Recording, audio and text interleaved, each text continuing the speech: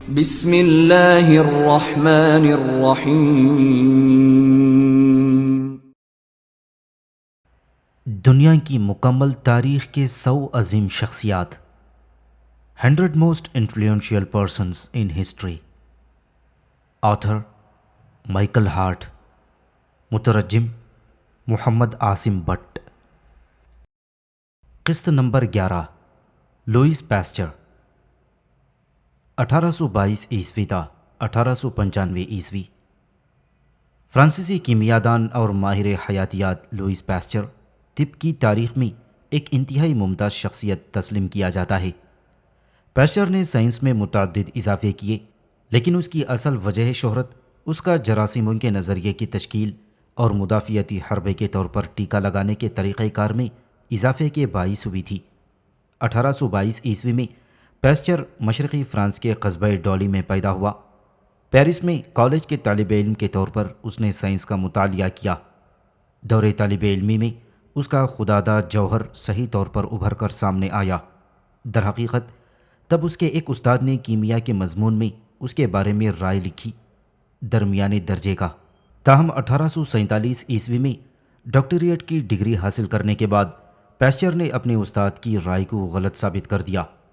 اس نے اپنی توجہ تخمیر کے عمل کی طرف مبذول کی، پھر یہ ثابت کیا کہ یہ عمل خاص وضع کے ننھے اجسام کے سبب پیدا ہوتا ہے۔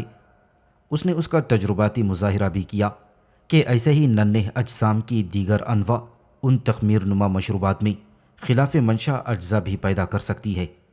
اس سے وہ اس خیال تک پہنچا کہ ان اقسام اصغر کی چند خاص انواع انسانوں اور جانوروں میں بھی ایسے ہی ناپسندیدہ اجزاء اور اثرات پیدا کر سکتی ہیں۔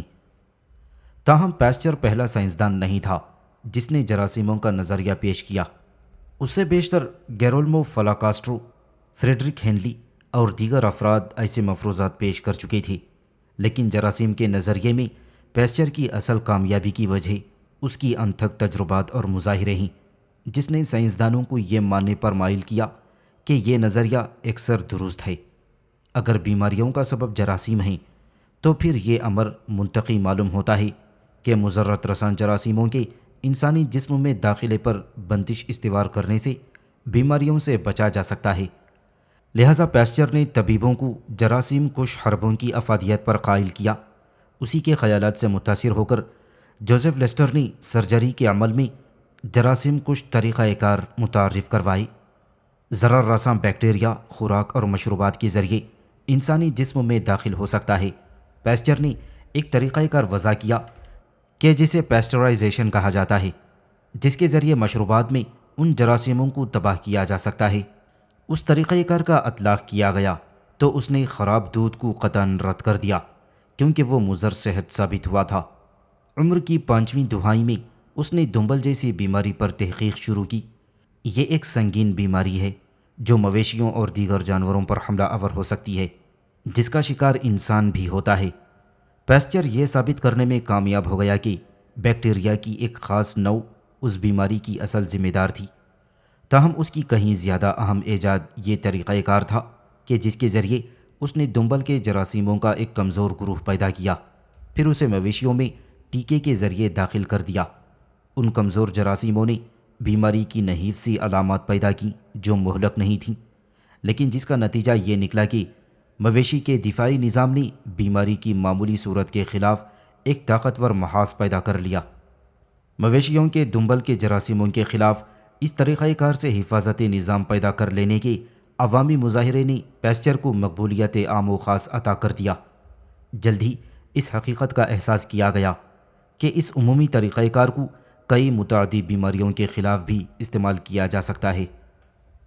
پیسچر کی سب سے معروف ایجاد یہ ہے کہ اس نے جنون سگ گزیدگی جیسی موذی بیماری کے خلاف ٹیکے کے ذریعے بیماریوں کا علاج ممکن بنایا۔ پیسچر کے ان بنیادی نظریات کو استعمال کر کے دیگر سائنسدانوں نے متعدد سنگین بیماریوں کے خلاف جراثیم کش ٹیکے ایجاد کیے، جیسے وبائی ٹائیفائڈ اور بچوں کا فالج وغیرہ۔ پیسچر غیر معمولی طور پر محنتی انسان تھا۔ اس نے ان کے علاوہ بھی متعدد کم اہم مگر مفید نظریات پیش کیے تھے۔ یہ اسی کے تجربات کے سبب ہوا تھا کہ لوگوں نے جانا جراثیم بے ساختہ طور پر تولد نہیں ہوتے، اسی پر یہ حقیقت بھی منکشف ہوئی کہ یہ جراثیم ہوا یا آزاد آکسیجن کی عدم موجودگی میں بھی زندہ رہ سکتے ہیں۔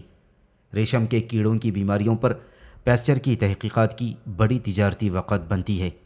اس کے دیگر کارناموں میں چیچک کے دانوں کے خاتمے کے لیے ویکسین کی ایجاد بھی کی گئی تھی۔ یہ بیماری جنگلی پرندوں پر حملہ کرتی ہے۔ 1895 عیسوی میں پیرس کے نزدیک پیسچر کا انتقال ہوا۔ عموماً پیسچر اور ایڈورڈ جیمز کے بیچ موازنہ کیا جاتا ہے، جو ایک انگریز طبیب تھا اور اس نے چیچک کے دانوں سے حفاظت کے لیے ویکسین تیار کی تھی۔ حالانکہ جیمز نے پیسچر سے قریب 80 سال قبل اپنا کام مکمل کر لیا تھا، لیکن میرے خیال میں اس کی اہمیت پھر بھی پیسچر سے زیادہ نہیں بنتی، کیونکہ اس کا طریقہ کار فقط ایک ہی بیماری پر منطبق کیا جا سکتا ہے، جبکہ پیسچر کے طریقہ کار کو بڑی کامیابی کے ساتھ متعدد بیماریوں کے خلاف آج بھی استعمال کیا جا رہا ہے۔ 19ویں صدی کے دوسرے نصف میں دنیا بھر میں انسانی زندگی کی شرح دگنی ہو گئی تھی۔ انسانی زندگی کے دورانیے میں اس نمایاں اضافے نے انسان کی جملہ تاریخ میں ہونے والی کسی بھی دوسری ایجاد کی نسبت زیادہ ہمہ گیر اثرات مرتب کیے ہیں۔ حقیقت تو یہ ہے کہ جدید سائنس اور علم طب نے ہمیں زندہ رہنے کا دگنا موقع عطا کیا ہے۔ اگر طوالت حیات جیسے کارنامے کا صحرا فقط پیسچر کی ایجادات کے سر کر دیا جائے تو مجھے اس کے نام کو یہاں سر فہرست رکھنے میں قطعاً کوئی ہچکچاہٹ محسوس نہ ہوگی۔ تاہم پیسچر کی ایجادات اس قدر بنیادی نوعیت کی ہیں کہ اس امر میں شک کی گنجائش باقی نہیں رہتی کہ پچھلی صدی میں واقع ہونے والی شرح اموات کی کمی کے ذمہ دار ان میں سب سے زیادہ حصہ پیسچر ہی کا ہے، اور یہی وجہ ہے کہ اسے اس فہرست میں ایک ممتاز درجہ دیا گیا ہے۔ قسط نمبر 12، گیلیلیو گیلیلی، 1564 عیسوی تا 1642 عیسوی۔ عظیم اطالوی سائنسدان گیلیلیو گیلیلی کا کسی بھی دوسرے فرد کی نسبت سائنسی طرز فکر کی ترقی میں سب سے زیادہ ہاتھ ہے۔ وہ 1564 عیسوی میں پیسا شہر میں پیدا ہوا تھا۔ نوجوانی میں جب وہ پیسا یونیورسٹی کا طالب علم تھا تو مالی بدحالی کے سبب اسے سلسلہ تعلیم منقطع کرنا پڑا۔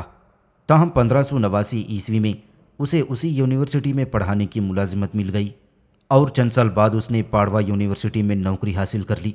1610 عیسوی تک وہاں رہا۔ اسی دوران میں اس کی بیشتر سائنسی دریافتیں معرض وجود میں آ گئی تھیں۔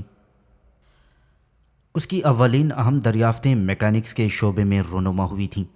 ارسطو کا نظریہ تھا کہ بھاری اجسام ہلکے اجسام کی نسبت زیادہ شتابی سے زمین کی طرف لپکتے ہیں۔ نسل در نسل علماء حضرات یونانی فلسفی پر اعتماد کرتے ہوئے اس نظریے کو درست تسلیم کرتے رہے۔ گیلیلیو نے اس کی آزمائش کا فیصلہ کیا۔ آزمائشوں کے ایک سلسلے کے ذریعے اس نے جلد ہی معلوم کر لیا کہ ارسطو کا خیال غیر درست تھا۔ حقیقت یہ ہے کہ وزنی اور ہلکے اجسام ایک ہی رفتار سے نیچے گرتے ہیں۔ استثناء یہ ہے کہ ہوا کی رگڑ ان کی رفتار کو متاثر کرتی ہے۔ حالانکہ یہ روایت خاصی غیر معتبر ہے کہ گیلیلیو نے اس حوالے سے پیسا کے ایک طرف جھکے ہوئے مینار سے اشیاء نیچے گرا کر تجربات کیے تھے۔ یہ معلوم ہو جانے کے بعد گیلیلیو نے ایک قدم مزید آگے بڑھایا۔ اس نے خاص وقت میں گرتے اجسام کے طے کردہ فاصلے کی محتاط پیمائش کی اور یہ معلوم کیا کہ یہ خاص فاصلہ اس بیچ گزرنے والے کل سیکنڈز کے مربع کے متناسب ہے، اور یہ دریافت جو اس تیز رفتاری کی ایک مماثل شرح کو متعارف کرواتی ہے اپنے طور پر نہایت اہم ہے۔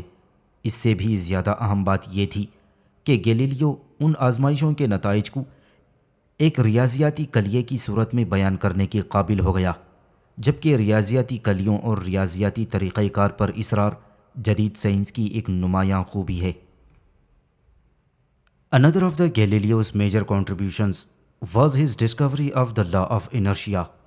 Previously, people had believed that a moving object would naturally tend to slow down and stop unless some force were exerted to keep it moving. But Galileo's experiments indicated that the common belief was erroneous. If retarding forces such as friction could be eliminated, a moving object would naturally tend to continue moving indefinitely. This important principle, which Newton restated clearly and incorporated into his own system as the first law of motion, is one of the vital principles of physics. Galileo کی دریافتوں میں ایک کہیں اہم دریافت جمود کا قانون یعنی لا آف انرشیا ہے۔ اس سے قبل لوگوں کا خیال تھا کہ ایک مسلسل حرکت میں رہنے والی بیرونی قوت جاری نہ رہے تو ایک متحرک جسم علی الآخر ساکت ہو جاتا ہے۔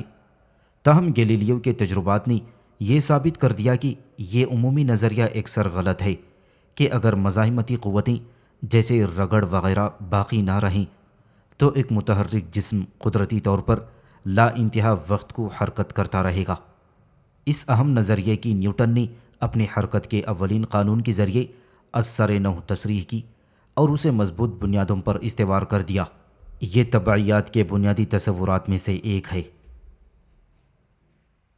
گیلیلیو کی سب سے یادگار دریافتیں علم حیات کے میدان میں ہیں۔ 1600 عیسوی کے اوائل میں فلکیاتی نظریات پر بڑی شد و مت سے کام ہو رہا تھا، جبکہ کوپرنیکس کے شمس المرکز نظریے کے حامیوں اور زمین کو مرکز ماننے والے قدیم نظریے کے پیروکاروں کے بیچ گرما گرم مباحثات چھڑے ہوئے تھے۔ 1609 عیسوی میں ہی گیلیلیو نے اپنا خیال پیش کیا کہ کوپرنیکس کا نظریہ درست ہے، لیکن اسے ثابت کرنے کے لیے اس کے پاس کوئی ٹھوس شہادت نہیں تھی۔ 1609 عیسوی میں گیلیلیو کو ہالینڈ میں دوربین کی ایجاد کی بابت معلوم ہوا، اگرچہ اسے اس آلے کے متعلق سرسری سی معلومات حاصل تھیں۔ وہ اپنے جوہر خداداد کی بنیاد پر خود سے ایک بہت جسیم دوربین تیار کرنے میں کامیاب ہو گیا۔ اس نئے آلے سے اس کے مشاہدات کا رخ آسمانوں کی طرف مڑ گیا تھا۔ صرف 1 سال کے عرصے میں ہی اس نے اپنی اہم دریافتیں منظر عام پر پیش کر دیں۔ اس نے چاند کا مشاہدہ کیا اور دیکھا کہ یہ ایک ہموار کرہ نہیں ہے، بلکہ اس پر متعدد آتش فشاں دہانے اور پہاڑ ہیں۔ اس نے نتیجہ اخذ کیا کہ آسمانی اجسام ہموار اور مکمل نہیں ہیں، بلکہ ان میں ایک طرح کی ناہمواریاں موجود ہیں جن کا مشاہدہ زمین سے کیا جا سکتا ہے۔ اسی طور اس نے کہکشاں کا مشاہدہ کیا اور دیکھا کہ یہ دودھیا راستہ تو ہرگز نہیں ہے، بلکہ ایک دھندلا وجود ہے جو بے شمار ستاروں پر مشتمل ہے، جو انسانی آنکھ کو اپنے بات کے سبب باہم مدغم اور دھندلے معلوم ہوتے ہیں۔ اس نے سیاروں کا بھی مشاہدہ کیا اور معلوم کیا کہ عطارد کے گرد 4 چاند گردش کرتے ہیں۔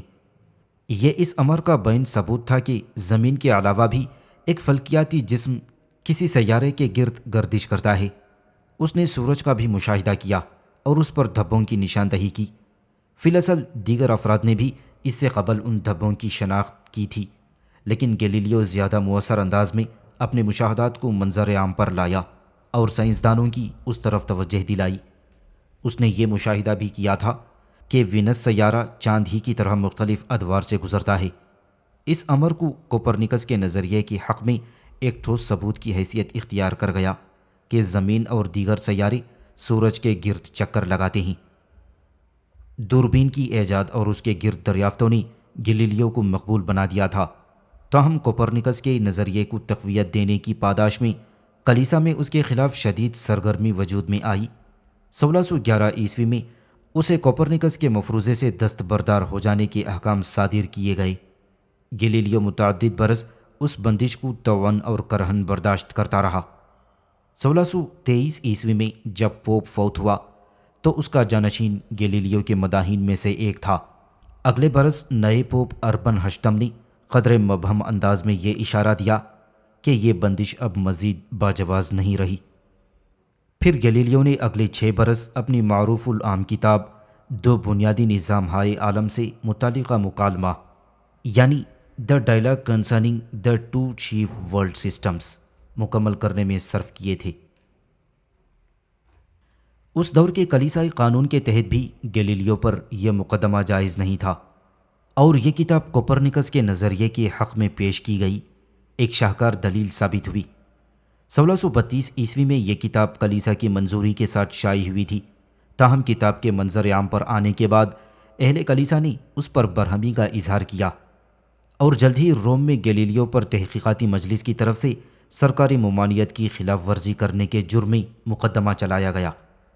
ایک بات تو ظاہر ہے کہ ایسے ممتاز سائنسدان پر ایسی پابندیاں عائد کرنے کے فیصلے پر اہل کلیسا کی ایک مخصوص تعداد بھی خوش نہیں تھی۔ اس دور کے کلیسائی قانون کے تحت بھی گیلیلیو پر یہ مقدمہ جائز نہیں تھا، اسے نسبتاً معمولی سزا سنائی گئی. اسے جیل میں قید نہیں کیا گیا بلکہ محض اس کے اپنے آسائش گھر میں اسے نظر بند کر دیا گیا. قانونی طور پر اسے کسی سے ملنے جلنے کی اجازت نہیں تھی، لیکن سزا کی اس شرط پر کبھی اصرار نہ کیا گیا. دوسری سزا یہ تھی کہ وہ عوام میں اپنی اس نظریے سے سبکدوشی کا اقرار کرے کہ زمین سورج کے گرد گھومتی ہے. 59 برس کے سائنسدان نے برسر عدالت یہ اقرار بھی کیا. اس سے متعلق ایک معروف اور قدر من گھڑت روایت یوں موجود ہے کہ بیان دینے کے بعد گیلیلیو نے نیچے زمین کی طرف دیکھا اور نرمی سے سرگوشی کی، یہ تو اب بھی گھوم رہی ہے. ارسٹری یعنی اپنے گھر میں وہ میکینکس پر لکھتا رہا اور پھر 1642 عیسوی میں اس کا انتقال ہوا. سائنس کی ترقی میں گیلیلیو کے گرداں بہا اضافوں کا بہت پہلے اعتراف کر لیا گیا تھا. اس کی اہمیت اس کے مختلف سائنسی نظریات کے سبب ہے، جیسے قانون جمود، دوربین کی ایجاد، اس کے فلکیاتی مشاہدات اور کوپرنیکس کے مفروضات کو ثابت کرنے کے لیے اس کے شواہد. کہیں زیادہ اہمیت کے حامل سائنسی طریقہ کار کی ترقی میں اس کا کردار اہم مانا جاتا ہے، اور ماضی کے بیشتر طبعی فلاسفروں نے بھی جو ارسطو سے بصیرت حاصل کرتے تھے اہم مشاہدات اور اس مظہر کی درجہ بندی کی، لیکن گیلیلیو نے اس مظہر کی پیمائش کی اور بکثرت مشاہدات کیے تھے. پیمائشوں کی کثرت پر اس قدر اصرار سائنسی تحقیق کا ایک اہم جزو بن گیا تھا. Galileo is probably more responsible than any other man for empirical attitude of scientific research. It was he who insisted upon the necessity of performing experiments. He injected the notion that scientific questions could be decided by relying upon authority, whether it be the pronouncements of the Church or the assertions of Aristotle. He also rejected reliance upon complex deductive schemes that were not based on firm foundation of experiments. Medieval scholastics had discussed the great length what should happen and why things happen, but Galileo insisted upon performing experiments to determine what actually did happen. His scientific outlook was distinctly non-mystical in this respect. He was even more modern than some of his successors, such as Newton. Galileo کسی بھی دوسرے سائنسدان کی نسبت سائنسی تحقیق کے تجرباتی رویے کے فروغ کا کہیں زیادہ ذمہ دار ہے. یہ گیلیلیو ہی تھا جس نے پہلی بار تجربات کے مظاہر کی ضرورت پر زور دیا. اس نے اس خیال کو رد کر دیا کہ سائنسی سوالات کا جواب سابقہ علماء کی رائے کی بنیاد پر ہی حاصل کیا جا سکتا ہے، چاہے یہ حوالہ کلیسا کے فیصلے سے ہوں یا ارسطو کے نظریات سے. اس نے پیچیدہ استخراجی طریقہ کار کو معتبر جاننے کی روایت سے بھی انحراف کیا تھا کہ جو تجربے کی مضبوط بنیادوں پر استوار نہیں ہوتے. زمانہ وسطیٰ کے علماء نے اس سوال پر مفصل بحث کی ہے کہ کیا ہونا چاہیے اور واقعات کیوں ہوتے ہیں، لیکن گیلیلیو نے اس سوال کے جواب کے لیے اشیاء کی اصل حقیقت کیا ہے، تجربات کی افادیت پر اصرار کیا. اس کا سائنسی رویہ سراسر غیر سوریت پسندانہ تھا. اس حوالے سے وہ اپنے چند جانشینوں جیسے نیوٹن سے زیادہ جدید ذہن کا آدمی تھا. یہ امر قابل غور ہے کہ گیلیلیو ایک کٹر مذہبی آدمی تھا.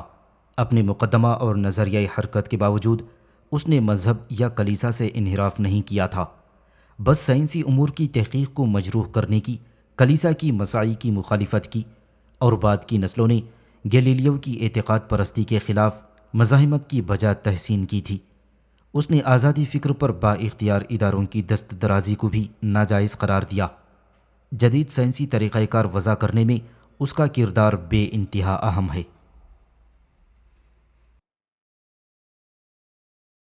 سامعین سے گزارش کی جاتی ہے کہ ہمارے سارے چینلز ایلیکونٹ ادب ایکسٹراس، سوارڈ آف حق چینل اور اتحاد الانصار چینل میں جن آڈیو بکس اور سیریز کو مکمل کیا جا چکا ہے، ان سب کا مطالعہ ہمارے پلے لسٹ سیکشن سے کریں، اور ان آڈیو بکس اور سیریز کو آپ اپنے دوست و احباب میں شیئر کرتے رہیں، اور ہمارے سوشل میڈیا پلیٹ فارمز کے لنکس ڈسکرپشن میں دیے گئے ہیں.